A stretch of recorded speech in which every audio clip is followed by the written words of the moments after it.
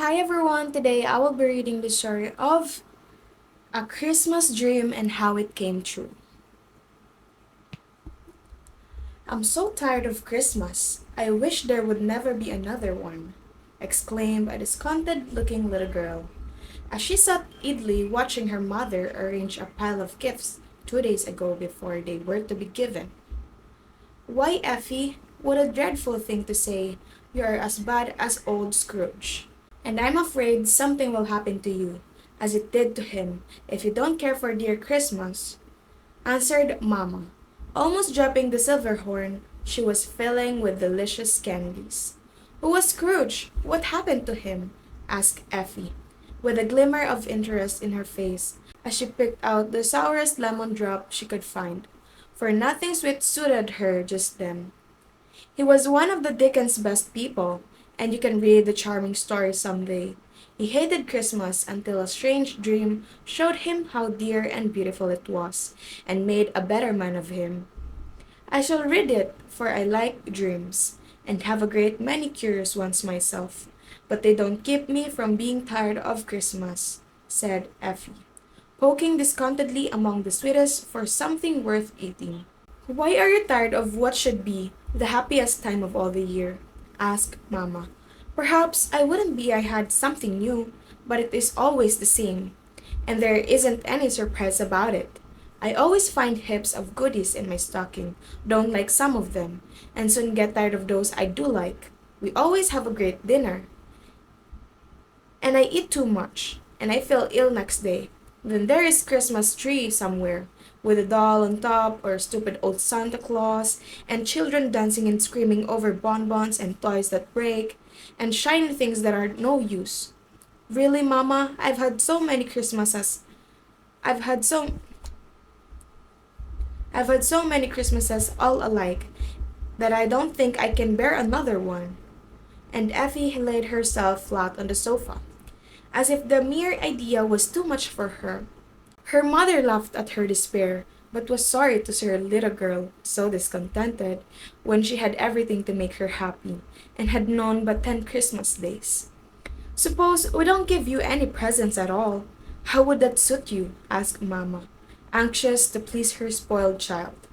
I would like one large and splendid one, and one dear little one to remember some very nice person by, said Effie, who was full of odds, whims, and notions, which her friends loved to gratify, regardless of time, trouble, or money, for she was the last of three for she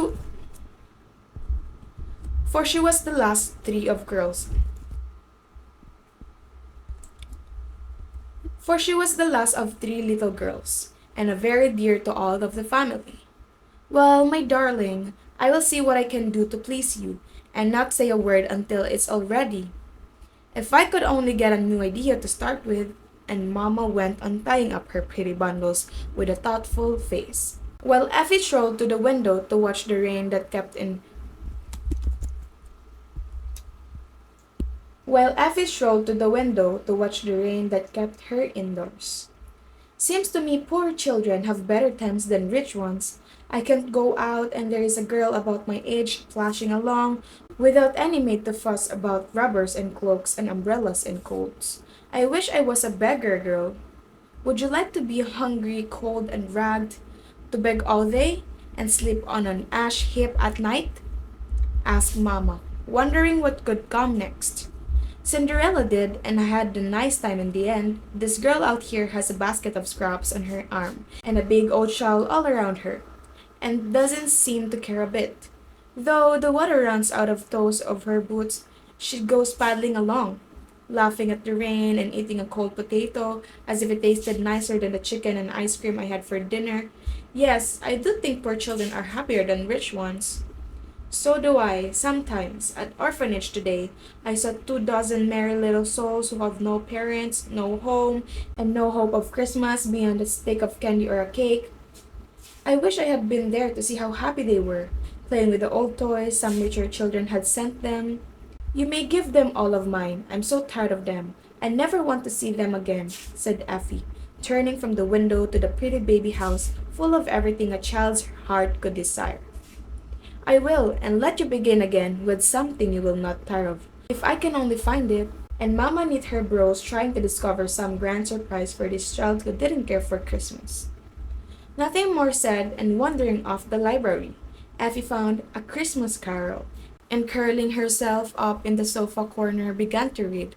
Some of it she did not understand, but she laughed and cried over many parts of the charming story, and felt better without knowing why. All the evening she thought of poor Tiny Tim, Mrs. Cratchit with the pudding, and the stout old gentleman, who danced so happily that his legs twinkled in the air. Then it was the time for bed. "Come now, and toast your feet," said Effie's nurse, "while I do your pretty hair and tell stories."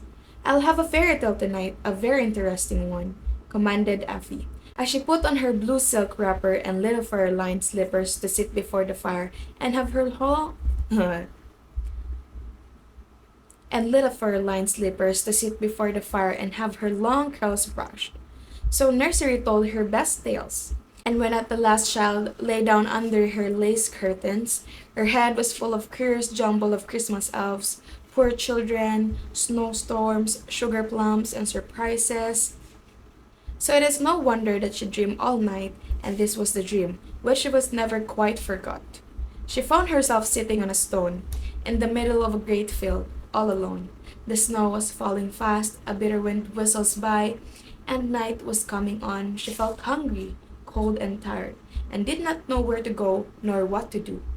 "I wanted to be a beggar girl, and now I am one, but I don't like it, and wish somebody would come and take care of me. I don't know who I am, and I think I must be lost," thought Effie, with a curious interest one takes in oneself in dreams.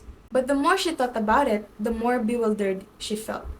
Faster fell the snow, colder blew the wind, darker grew the night, and poor Effie made up her mind she was quite forgotten and left to frozen alone. The tears were chilled on her cheeks, her feet felt like the icicles, her feet like the icicles, and her heart died within her. So hungry, frightened, and forlorn was she. Laying her head on her knees, she gave herself up for lost, and sat there with the great flakes fast turning her to a little white mound. When suddenly the sound of music reached her, and starting up, she looked and listened with all her eyes and ears. Far away a dim light shone, and a voice was heard singing. She tried to run toward the welcome glimmer, but she could not stir, and stood like a small statue of expectation while the light drew nearer, and the sweet words of the song grew clearer.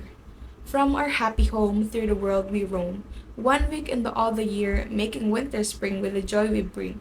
For Christmas tide is here, gifts freely flow from Christmas tide has come. Now trees rise before our young eyes and bloom without a tempting cheer. Light voices and light bells rings, for Christmas tide is here. O happy chime, O blessed time, that draws us all so near."